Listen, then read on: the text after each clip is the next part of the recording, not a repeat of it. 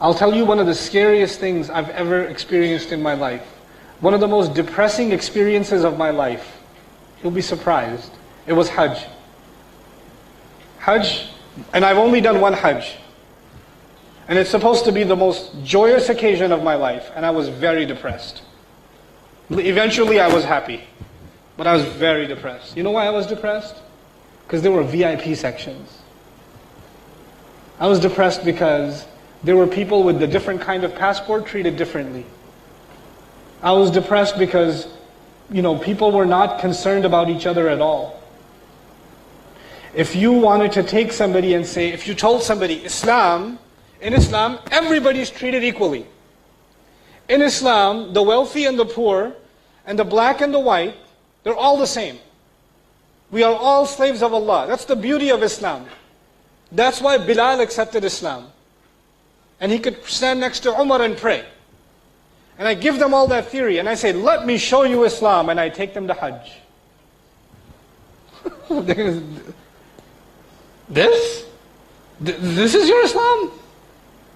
Seriously? Maybe I have bad eyesight, or maybe this is a different religion or something. Where in the world am I going to take them? And I show them that people are, the ummah is what it's supposed to be. That we live it. Until we become models of it, please listen to this. I know it's controversial. I may get in trouble for it. I don't care. This is what I'm convinced of. Until we, the ummah, are a model of this deen, we don't get to hate the kuffar. We don't get to say, these kuffar, they're going to go to Jahannam. Who cares about astaghfirullah? These people worship. What have you shown them? What have I shown them? Talk is half the equation. The living model is the other half. That's what the prophets were. The prophets were not all talk. The prophets were not great speeches. They were living examples. Before Rasulullah sallallahu alaihi wasallam was a Rasul, what was he called by the people? A Sadiq, Al-Amin. You guys know this, right? True, honest.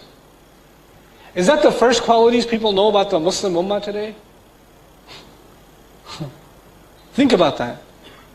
Before the Prophet was even given the responsibility to do da'wah, he proved his credibility. That is his shahada. Because that's when he taught Islam, people said, we have to listen, he's an honest man.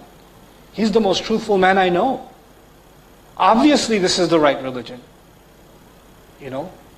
Today you find those good qualities, non-Muslims have them. Way more than the Muslims have them. It's a shame. It's a shame. And we have to be the ambassadors of those qualities. We are too obsessed with preaching Islam and not living it. When we think about da'wah. And that may be da'wah, but it's not shahada ala nas. Because the shahada means what? Witnessing. People saw you, people saw what you're like, and then they still rejected. Then you get to say to Allah, Ya Allah, we tried to live by your deen. We tried to stay away from the haram, abide by the halal. We did justice every way we could. And then we also gave them the message of Islam, and Ya Allah, they didn't listen. Then we have a case. And by the way, think about the opposite. As Maududi rahimahullah put it, think about the opposite. If we don't do this, if we don't become witnesses over humanity in the way that we're supposed to, and we come in front of Allah on Judgment Day, and the neighbors that we had, the Hindu, Buddhist, Christian, Jewish, atheist, agnostic neighbors that we had, stand in front of Allah on Judgment Day and say, Ya Allah, I had no idea what is Islam. And Allah will say, didn't Abdul Karim live next door? And Abdul Karim says, yeah, right here. Abdul Karim, they're saying they didn't know Islam. But you live next door. Yeah, but I owned a liquor store and we used to go to movies together. They don't know any Islam from you. They just know, don't do business with Abdul Karim because he's a shady guy. How are they going to know Islam from you? Because you gave them some iftar in Ramadan? That's how they know Islam from you? Who's in trouble now? Is this guy in trouble more or this Abdul Karim in trouble? You understand what's happening here? If this is a huge burden put on this ummah, Now we will be standing trial before Allah Azza wa Jal. Because the people will say, Islam is beautiful, but not the Ummah. Islam is amazing, but how would I know? How in the world would I know? You know? That's لِتَكُونُوا شُهَدَاءَ عَلَى النَّاسِ. And an-nas, all people. Which means whichever culture we belong to, whichever nation we belong to, Islam can be practiced there. Islam can survive as a minority and a majority. Islam can survive when you're the only Muslim in the village. Islam can survive when you're 1 million people and the other one is 1 to 2 people. Islam is not dependent on numbers. It's not. It's not dependent on environment. You will be witness to humanity no matter what situation, no matter what environment.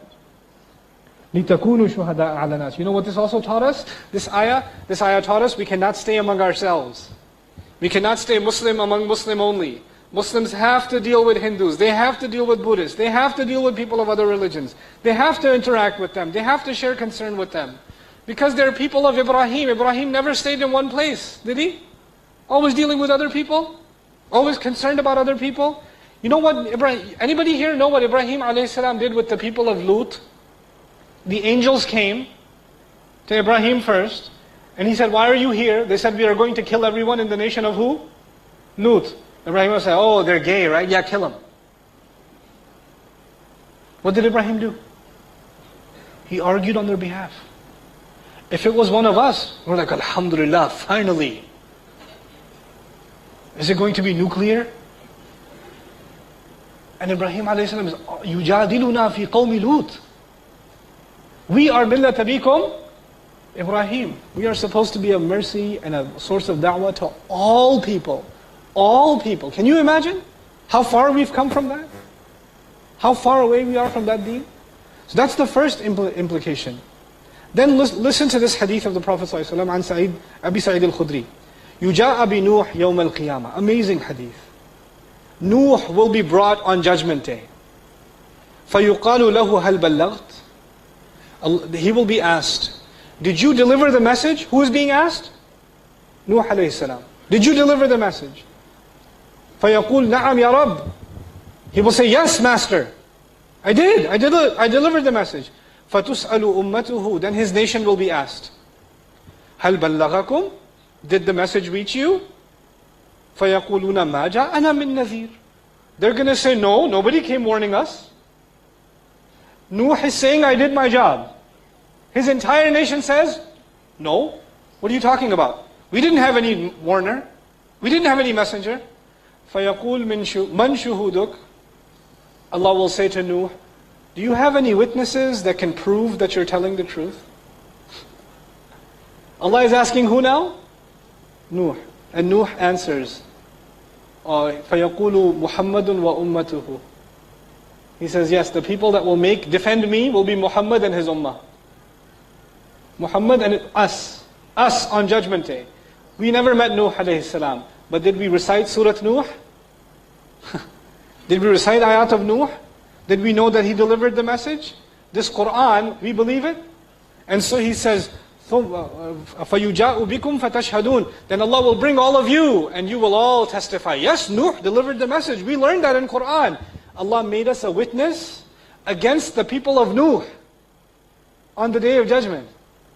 Even against them. We're not just a witness against the people who live in our time, we're even a witness against the criminals of all history. And it also means we are witness in favor of all of the believers of the past. I'll give you just one example. Shahada ala nas. Ashabul Kahf. You guys know the famous story, right? Ashabul Kahf. If the Quran did not teach Ashabul Kahf, these fitya, these young people, everybody in the world would have believed that these are Christian saints who believed in the worship of Jesus. That's what the whole world would have believed. That these were saints. There's a church in their name still. There are churches in their name, Jacobite churches. Nobody came to testify and say that these were believing men. These believers were good men and they didn't do any shirk. They stood by Allah except Quran. And through Quran, this ummah testifies for them.